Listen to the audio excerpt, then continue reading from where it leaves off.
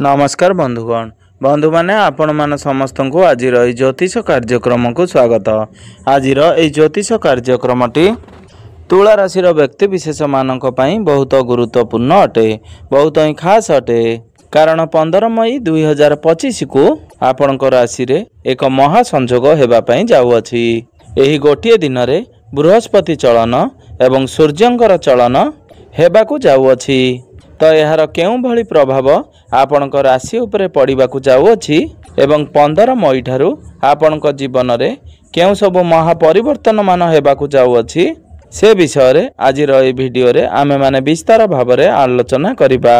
तो बंधु माने वीडियोटी को आगो को बढ़िबा पूर्वरु जदि आपण मानकर तुला राशि होई थाए तेबे वीडियोटी को स्किप न करी थरे मात्र शेष पर्यंत निश्चिंत देखंतु एवं वीडियो को गोटे लाइक करी चैनल टी को सब्सक्राइब कर दियंतु। एवं आपण माने जदि सच्चा हृदय रे ईश्वर को भक्ति करुथांती विश्वास करुथांती तेबे भक्ति एवं श्रद्धार सहित कमेंट बॉक्स रे जय माँ लक्ष्मी जय जगन्नाथ अवश्य लिखि दियंतु।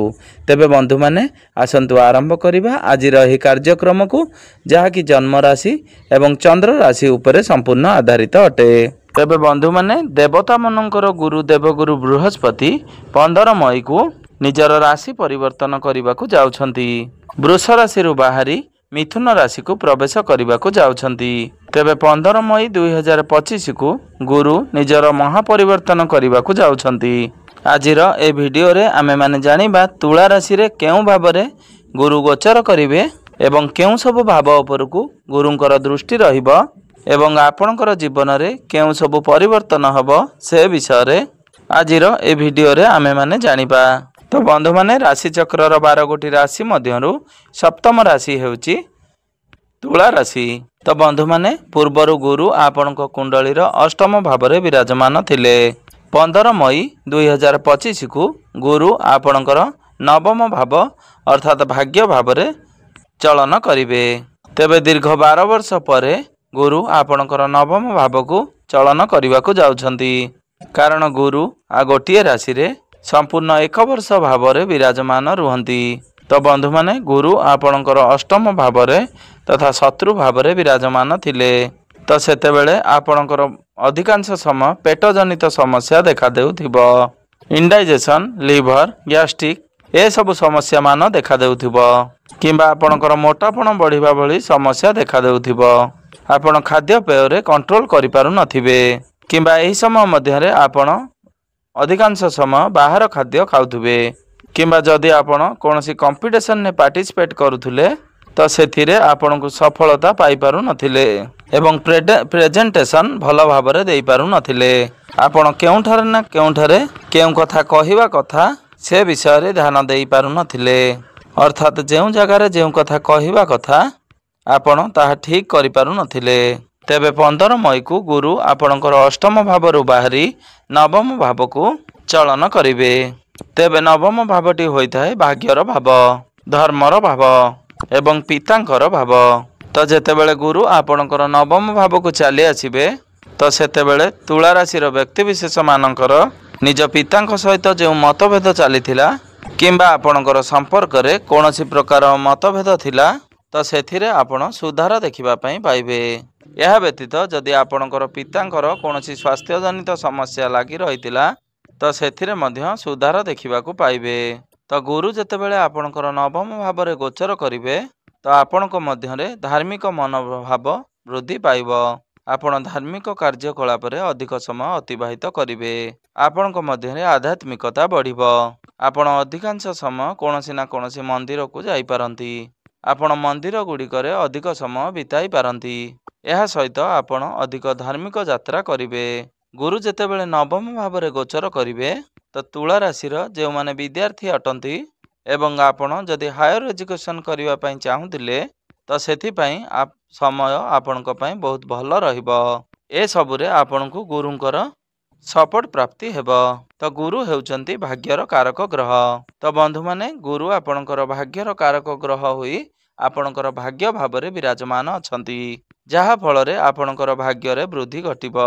एही समय रे जदि आपण कोनोसी शुभ मांगलिक कार्य आयोजन करबा को चाहुतुले किंबा एपरि किछि भी काम आपणकर भाग्य रिलेटेड अटे ଯେପରିକି ଆପଣ କୌଣସି ନୂତନ କାର୍ଯ୍ୟର ଆରମ୍ଭ କରିବାକୁ ଚାହୁଁଥିଲେ, କୌଣସି ବଡ଼ ଜିନିଷ କିଣାକିଣି କରିବାକୁ ଚାହୁଁଥିଲେ, ଆପଣଙ୍କର କୌଣସି ମିଟିଂ କିମ୍ବା ଡିଲ୍ ରହିଥିଲା, କିମ୍ବା ଷ୍ଟକ୍ ମାର୍କେଟ କିମ୍ବା ସେୟାର ମାର୍କେଟରେ କିଛି ଇନଭେଷ୍ଟମେଣ୍ଟ କରିବାକୁ ଚାହୁଁଥିଲେ, ତ ଏହିସବୁ କ୍ଷେତ୍ରରେ ଆପଣଙ୍କୁ ସଫଳତା ପ୍ରାପ୍ତି ହେବ। ତେବେ ଗୁରୁ ଯେତେବେଳେ ଆପଣଙ୍କର ନବମ ଭାବରେ ଗୋଚର କରିବେ, ତ ଗୁରୁଙ୍କର ଦୃଷ୍ଟି ଆପଣଙ୍କର ପ୍ରଥମ ଭାବ ଉପରକୁ ରହିବ, ଆପଣଙ୍କର ତୃତୀୟ ଭାବ ଉପରକୁ ରହିବ ଏବଂ ଆପଣଙ୍କର ପଞ୍ଚମ ଭାବ ଉପରକୁ ରହିବ। ତ ବନ୍ଧୁମାନେ, ଗୁରୁଙ୍କର ଦୃଷ୍ଟି ଯେତେବେଳେ ଆପଣଙ୍କର ପ୍ରଥମ ଭାବ ଚନ୍ଦ୍ରମାଙ୍କ ଉପରେ ରହିବ, ତ ଆପଣଙ୍କ ମନରେ ଏକାଗ୍ରତା ବଢ଼ିବ। କାରଣ ଚନ୍ଦ୍ରମା ହେଉଛନ୍ତି ମନର କାରକ ଗ୍ରହ। ଚନ୍ଦ୍ରମାଙ୍କ ଉପରେ ଯେତେବେଳେ ଗୁରୁଙ୍କର ଦୃଷ୍ଟି ରହିବ, ତ ଆପଣଙ୍କ ମଧ୍ୟରେ ଏକାଗ୍ରତା ବଢ଼ିବ। ଦେବଗୁରୁ ବୃହସ୍ପତିଙ୍କର ଦୃଷ୍ଟିକୁ ସବୁ ଅତ୍ୟନ୍ତ ଶୁଭ ବୋଲି ମାନା ଯାଇଥାଏ। କାରଣ ବୃହସ୍ପତିଙ୍କର ଦୃଷ୍ଟିରେ ଅମୃତ ଭରି ରହିଥାଏ। ତ ପୂର୍ବରୁ ଯଦି ଆପଣଙ୍କର ମାଇଣ୍ଡ ଡାଇଭର୍ଟ ହେଉଥିଲା, ଆପଣ ଜମା ଷ୍ଟେବୁଲ ହୋଇପାରୁନଥିଲେ, ଆପଣଙ୍କ ମଧ୍ୟରେ ଏକାଗ୍ରତା ଆସୁନଥିଲା, ଆପଣ ଅଧିକାଂଶ ସମୟ ଅନ୍ୟମନସ୍କ 15 ମଇ ଠାରୁ ଆପଣ ଏସବୁରେ ସୁଧାର ଦେଖିବାକୁ ପାଇବେ। ଆପଣଙ୍କର ମନରେ ସ୍ଥିରତା ଆସିବ। ତ ଆପଣ ଯଦି ଏହି ସମୟରେ କୌଣସି ପାର୍ଟିସିପେଟ୍ କରନ୍ତି କମ୍ପିଟିସନରେ, ତ ସେଥିରେ ଆପଣଙ୍କୁ ସଫଳତା ପ୍ରାପ୍ତି ହେବ। ଏହା ବ୍ୟତୀତ କାର୍ଯ୍ୟକ୍ଷେତ୍ରରେ ଆପଣଙ୍କର ସିନିୟର ହୁଅନ୍ତୁ, ଆପଣଙ୍କୁ ଆପଣଙ୍କର ବସ୍ଙ୍କର ସପୋର୍ଟ ମିଳିବ। ତ ଗୁରୁ ହେଉଛନ୍ତି ଆପଣଙ୍କର ତୃତୀୟ ଭାବର ଅଧିପତି। ତ ତୃତୀୟ ଭାବର ଅଧିପତି ହୋଇ ତୃତୀୟ ଭାବ ଉପରକୁ ଗୁରୁଙ୍କର ଦୃଷ୍ଟି ରହିବ। ତ ଏହି ସମୟରେ ଯଦି ଆପଣ କୌଣସି ଅନଲାଇନର କାର୍ଯ୍ୟ କରୁଛନ୍ତି, ତ ସେଥିରେ ଆପଣଙ୍କୁ ବହୁତ ଅଧିକ ସଫଳତା ପ୍ରାପ୍ତି ହେବ। ଛୋଟ ଭାଇ ଭଉଣୀଙ୍କ ସହିତ ସମ୍ପର୍କ ମଜବୁତ ହେବ, ସେମାନଙ୍କ ଠାରୁ ସହଯୋଗ ପ୍ରାପ୍ତି ହେବ। ଯଦି ଆପଣ ଟୁର ଆଣ୍ଡ ଟ୍ରାଭେଲର କାର୍ଯ୍ୟ କରୁଛନ୍ତି, ମାର୍କେଟିଂର କାର୍ଯ୍ୟ କରୁଛନ୍ତି, ତ ଗୁରୁଙ୍କର ଏହି ରାଶି ପରିବର୍ତ୍ତନ ଆପଣଙ୍କ ପାଇଁ ବହୁତ ସପୋର୍ଟିଭ ରହିବ। ତେବେ ଏହି ସମୟରେ ଆପଣଙ୍କର ଶତ୍ରୁ ସଂଖ୍ୟା ବଢ଼ିପାରନ୍ତି, ଆପଣଙ୍କ ବିରୁଦ୍ଧରେ ପଲିଟିକ୍ସ କିଛି ହୋଇପାରେ, ଆପଣଙ୍କ ଉପରେ ଏହାର କୌଣସି ଖରାପ ପ୍ରଭାବ ପକାଇ ପାରିବ ନାହିଁ, ଆପଣଙ୍କର ସେପରି କିଛି ସମସ୍ୟା ହେବ ନାହିଁ। ଆପଣ ଏସବୁରେ ଅଧିକ ଧ୍ୟାନ ନ ଦେଇ ନିଜର ଲକ୍ଷ୍ୟ ସ୍ଥଳରେ ପହଞ୍ଚିବା ପାଇଁ ଅଧିକ ଧ୍ୟାନ ଦିଅନ୍ତୁ।